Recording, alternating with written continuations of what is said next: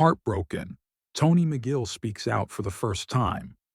Why Caitriona Balfe and I had to divorce. Harper's Voice magazine has just caused a stir when it released an exclusive 12-page interview with Tony McGill, an Irish music producer and ex-husband of the famous Outlander actress Caitriona Balfe. This is the first time Tony has officially opened up since his quiet divorce in early 2024. The conversation took place at an old bar in Dublin, where Tony once got down on one knee to propose to Caitriona. He sat alone with a glass of Altmore whiskey in front of a warm fireplace, his face lined with fatigue but his eyes distant. There was no betrayal. There was no big argument. What killed our marriage was the long silence when the stage lights obscured the real person Tony began. He recalled the memory from 2016 when he first met Caitriona at a BBC party. At the time, she was just a budding TV actress and he was a well-known music producer in London. The two sat down for 3 hours to chat about Irish classical music. Cat is the smartest woman I've ever met. But even in her best moments, I always felt like I was on the edge of her world, Tony confessed. In 2019, they officially married. Tony believed that love could overcome the long trips away from home and Caitriona's growing fame on Outlander. But what gradually tore the relationship apart was the outpouring of affection that viewers had for the on-screen couple, Sam Heughan and Caitriona Balfe. I wasn't jealous of Sam. I was jealous of the energy between them, something that no matter how hard I tried, I could never have with her, Tony said. During the interview that lasted more than 3 hours, Tony did not hesitate to mention Sam, who fans always considered Caitriona's destiny. He shared, "I have never seen Caitriona smile as much as when she talked to Sam, even if it was just on the phone." In fact, during their years together, they were only together for a maximum of 4 months each year. The rest of the time, Caitriona traveled to film sets from Scotland, South Africa to the US. Although Tony tried to arrange to visit, the distance between them seemed to be more than just geographical. He recalled a time when he returned home early and found Caitriona crying while watching old scenes of Claire and Jamie. When asked, "Do you think she loves Sam?" Tony was silent for a long time.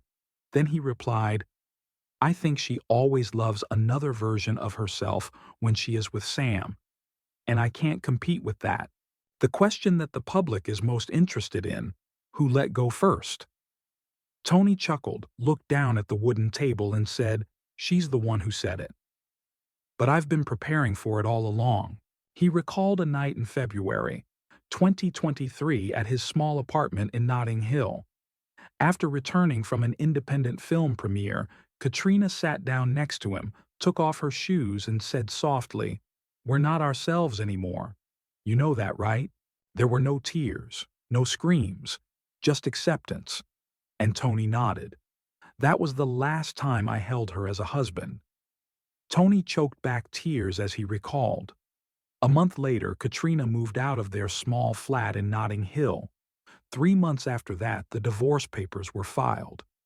Everything happened in a strange calm, no fighting, no blaming, as if both were tired of holding on to something that had long since died. But then the interview came to the part the audience had been waiting for the most. The question from journalist Hannah McGowan. So, who was that boy?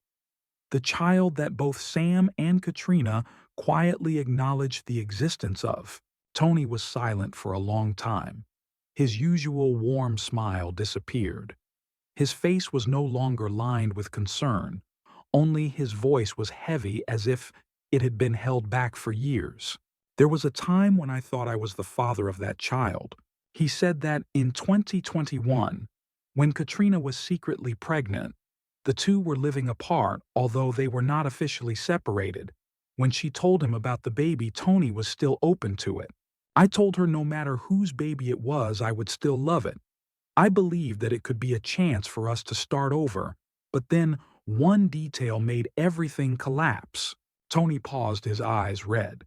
"Cat never let me hold the baby. Every time I came, he was either asleep or being taken for a walk by the nanny. Over time, I understood. No need for a DNA test. I knew who the father was. Everyone knew. Caitriona never officially acknowledged Sam as the father, but for Tony that answer didn't need to be said out loud. Then he mentioned the last letter, something the public had never heard. After signing the divorce papers, Tony handwrote a letter and left it under the door of Caitriona's new apartment in Dublin. In the letter, he did not ask why or blame her. He simply wrote, "You don't need to apologize. I didn't love the wrong woman, I just loved her at the wrong time. In my mind, you will always be a song that has never been finished.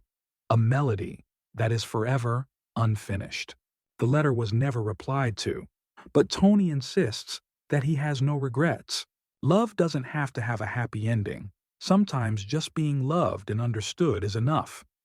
I believe that even though we are no longer together, I am still a peaceful part of her life, and for me, that is enough. But the story doesn't end there.